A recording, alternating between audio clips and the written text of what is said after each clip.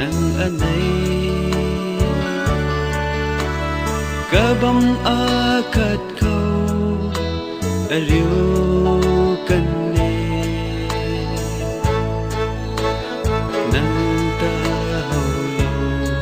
may gan kau day rui asay ngang tu kan jang kan tay mag na bang me apanti jang kau ai tat ni make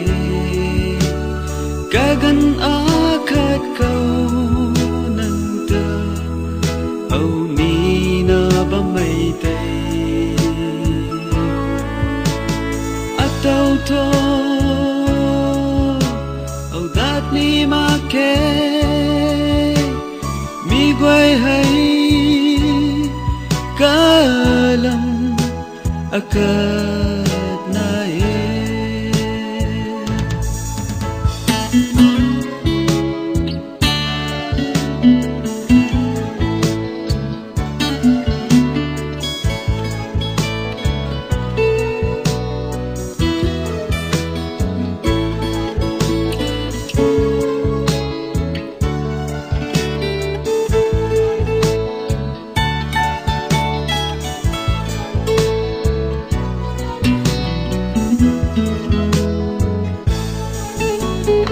alung ning kau tu nang nade amig jau kau ni nang ta nade mi hay nang re amulaw rio kagan ka tui kau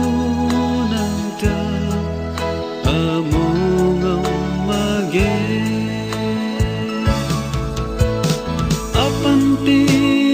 jang kau ai tat ni make kagan akat kau nang ta au ni na ba may tay ataw to au dat ni make mi guay hay kalam akat na